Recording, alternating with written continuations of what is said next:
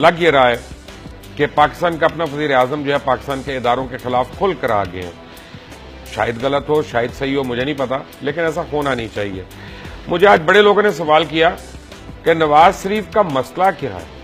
कितनी करप्शन करनी है। तो मैं उनको बता रहा था कि जनरल जियाउल हक और नवाज शरीफ में एक कदर मुश्तरक है, और ये बड़ी अहम है कि जनरल जियाउल हक और मियां नवाज शरीफ जो थे, ये दोनों एक दिहाड़ीदार मजदूर के साहिब औलाद हैं। अब दिहाड़ीदार होना कोई गलत बात नहीं है, कोई छोटी बात नहीं है,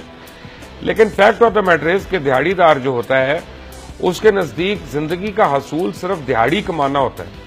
और उस दिन दिहाड़ी लगाना होता है, और पैसे कमाना होता है। उसके लिए अखलाकियात, ईमानदारी, इज्जत नफ्स और वकार जो है, इन चीजों की कोई अहमियत नहीं होती। ये अल्फाज उसकी डिक्शनरी में नहीं है। जनाब जियाउल हक की बहुत सी चीजें, चाहे ओजड़ी कैंप डिजास्टर हो उसके अंदर वो जवाब देने से पहले चले गए, और मियां नवाज शरीफ जो हैं वो तो इस वक्त साहिब इक़्तिदार मुल्जिम हैं, मुल्जिम की हैसियत से हुकूमत चला रहे हैं, क्योंकि वो GIT में आए हुए हैं। आज जब जनरल बाजवा उनको मिले तो उससे पहले का पता था कि क्या हो रहा है, और वो ये था कि जंग अखबार ने और न्यूज अखबार ने सुबह ही अपनी हेडलाइन लगाई हुई थी,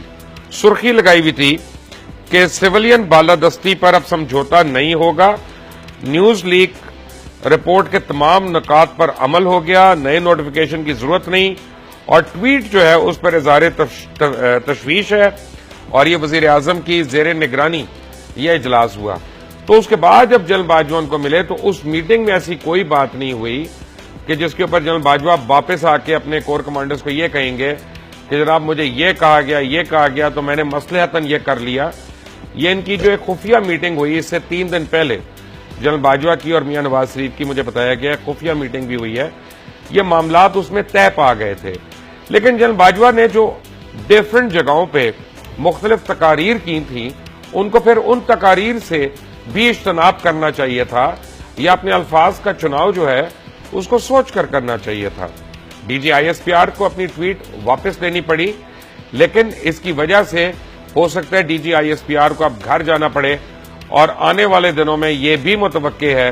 कि जनरल बाजवा को बहुत ज्यादा परेशानियों का सामना करना पड़े। नजर रखिएगा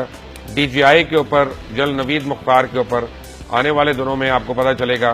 कि मैंने क्यों ये बात कही। लेकिन जनरल कमर बाजवा, आपके लिए एक मैं बात जरूर कहूंगा कि आपने एक मुल्जिम की आज बात मानी है, आपने एक कमजोर आदमी की बात मानी है, जो कई चीजों में, कई केसेस में मतलूब है, जिसके ऊपर सुप्रीम कोर्ट के 2 सीनियर तरीन जजेस ने उसके ऊपर सादिक और अमीन होने का जो वो है सवालिया निशान ना सिर्फ डाला, बल्कि कह दिया कि ना ये सादिक है ना ये अमीन है, और 3 ने ये कहा कि इस मामले की तफ्तीश होनी चाहिए।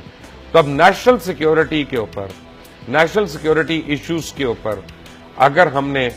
कोई इसी तरह की बातें करनी है कि हमने दिखाना है कि जनाब नहीं इस वक्त हालात ऐसे हैं, बॉर्डर्स पे ऐसे हैं, तो बॉर्डर पे हमेशा ऐसे हालात रहे। सिर्फ इंडिया से हम 3 जंगें पहले कर चुके हैं, अफगानिस्तान से भी हमारी झड़पें हो रही हैं,